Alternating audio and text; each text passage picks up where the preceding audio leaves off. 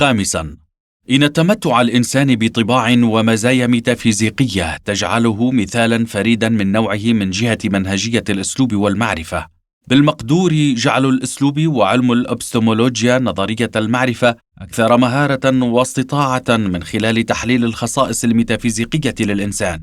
فاستيعاب الإنسان من حيث التكوين والنشوء الميتافيزيقي هو موضوع بحث مهم حقاً. فافتقارنا الملحوظ حتى لإمكانية تعريف الإنسان الميتافيزيقي يعد إحدى المشاكل الاجتماعية الأقل تناولاً. كيف يمكن للإنسان أن يكون ميتافيزيقياً؟ مما تنبع هذه الحاجة: ما هي محاسن ومساوئ ذلك؟ أيمكن العيش بلا ميتافيزيقيا؟ ما الخصائص الميتافيزيقية الأساسية؟ هل تسري الميتافيزيقيا على الميدانيين الفكري والديني فحسب؟ ما الروابط بين المجتمع والميتافيزيقيا؟ هل الميتافيزيقيا مضادة للديالكتيكية كما يعتقد؟ أيمكن حصرها بهذا المضمار فقط؟ وهكذا دواليك. ما دام الإنسان يعد الجوهر الذاتي الأساسي لمعارفنا، فسيبقى عزمنا ناقصا في بلوغ المعرفة الكافية من هذا المصدر، إذ لم نتعرف على الفكر الميتافيزيقي ومؤسساته باعتباره من أهم سمات هذا الجوهر. إننا نتحدث عن الميدان الذي لم تلتفت إليه علوم الاجتماع ولا علم النفس، فالاكتفاء بوصف العديد من المدارس الفكرية تتصدرها المدارس الدينية بالميتافيزيقية إنما يزيد الطين بلة، ويجعل الخروج من إشكالات المسألة الميتافيزيقية شبه عسير. تعود مقاربتنا للمسألة الميتافيزيقية إلى كونها خاصية أولية للإنسان المجتمعي، فالميتافيزيقيا حقيقة إنشائية مجتمعية لا يقدر الإنسان الاجتماعي على العيش بدونها. فإذا ما جردنا الإنسان من الميتافيزيقيا، فإما أننا نحوله بذلك إلى حيوان بامتياز، حيث برهن على صحة هذا الاصطلاح الذي استخدمه نيتشه لأجل الألمان وذلك في ألمانيا النازية، أو نحوله إلى حاسوب بامتياز. ترى كم هي فرصة الحياة للإنسانية التي وصلت حالة كهذه. لنأتي الآن على ذكر ماهية الإنسان الميتافيزيقي. ألف: الأخلاق هي خاصية الإنسان الميتافيزيقي. باء: الدين خاصية ميتافيزيقية مهمة. جيم: لا يمكن تعريف الفن بكافة فروعه إلا بالميتافيزيقيا. دال: يتناسب المجتمع المؤسساتي بل والمجتمع برمته مع التعريف الميتافيزيقي بالأكثر. ترى لماذا وكيف يكون الإنسان ميتافيزيقيا عبر هذه الخصائص التي يمكننا الإكثار منها؟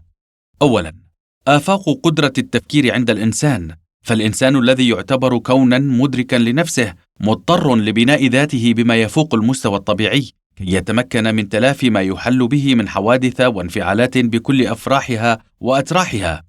ولا مجال آخر أمامه للتغلب على الآلام واللذات الجسدية، فإبداء قدرة التحمل إزاء إدراكات عديدة كالحروب والموت والشهوات والرغبات والجماليات وغيرها بحاجة ضرورية واضطرارية للأفكار والمعتقدات والمؤسسات الميتافيزيقية.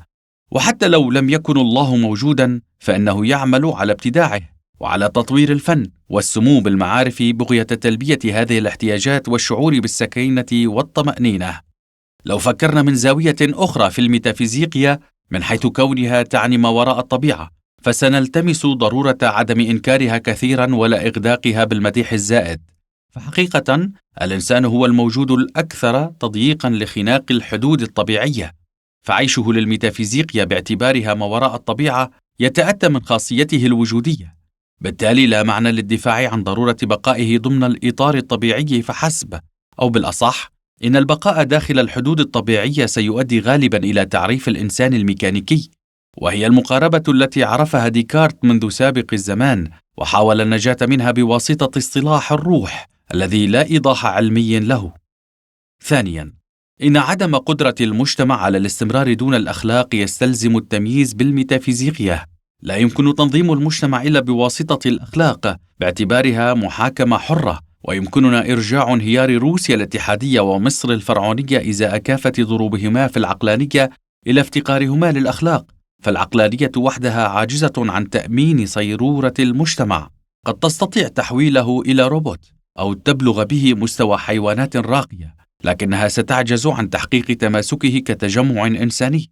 لنعدد بعض مزايا الأخلاق: القدرة على تحمل الآلام وتلبية متطلباتها، الحد من الرغبات والشهوات والملذات، ربط التناسل بالضوابط الاجتماعية بدلاً من القواعد الطبيعية، إصدار القرارات إزاء ترجيح الامتثال أو الإخلال بالتقاليد والأعراف والدين والقوانين. فعلى سبيل المثال، يعد ربط الأخلاق للعلاقة الجنسية المؤدية إلى التناسل بالقواعد ضرورة لا بد منها بالنسبة للجنس البشري، ذلك أنه لا يمكن تحقيق ديمومة المجتمع ما لم يضبط التعداد السكاني فيه. هذا الموضوع بذاته كاف لتبيان الضرورة القصوى للميتافيزيقيا الأخلاقية. ثالثاً، يخلق الإنسان كوناً خاصاً به عبر الفن.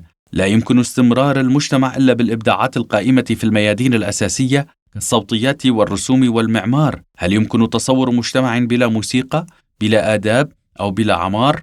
كل الإبداعات الموجودة في هذه الميادين تعني الميتافيزيقيا، وهي ضرورة لا مفر منها لتأمين استمرارية المجتمع. فالفن يلبي احتياجات الإنسان في الجماليات كتصور ميتافيزيقي كلي. فكيفما يولي الإنسان المعاني للسلوكيات الأخلاقية عبر ترجيحه بين الفاضل الرذيلة، فكذلك يضفي المعاني على السلوكيات الفنية عبر حكم الجميل القبيح. رابعاً، ميدان الإدارة السياسية أيضاً مشحون بالأحكام الميتافيزيقية، وهو بحد ذاته عبارة عن إنشاءات ميتافيزيقية هي الأمتن، حيث لا يمكننا شرح السياسة بالقوانين الطبيعية. فالسقف الأعلى لنمط الحكم بالقوانين الطبيعية هو تأمين التحول إلى روبوت آلي، بينما يتجسد الوجه الثاني لها في سياسة رعاية الرعية تبعية القطيع الفاشية.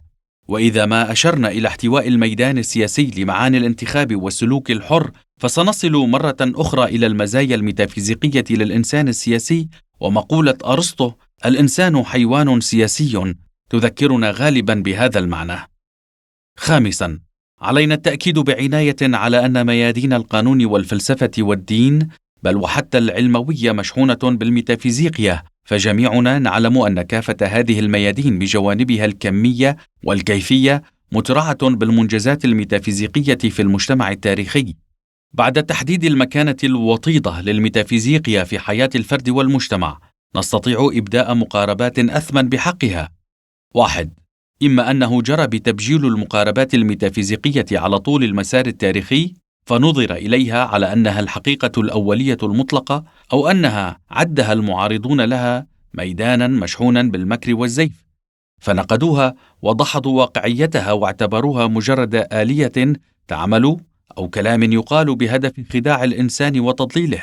يمكننا التأكيد بكل سهولة على أن كلتا المقاربتين غافلتين عن ماهية وعي المجتمع التاريخي، أو أنهما بالغتا فيه وضخمتا من شأنه للغاية.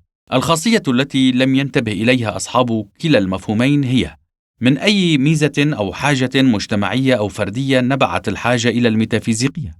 فالذين أعلوا من شأنها أهملوا روابط الميتافيزيقيا بالعالم الطبيعي، وخدعوا أنفسهم باعتبارها تعني الحرية اللانهائية.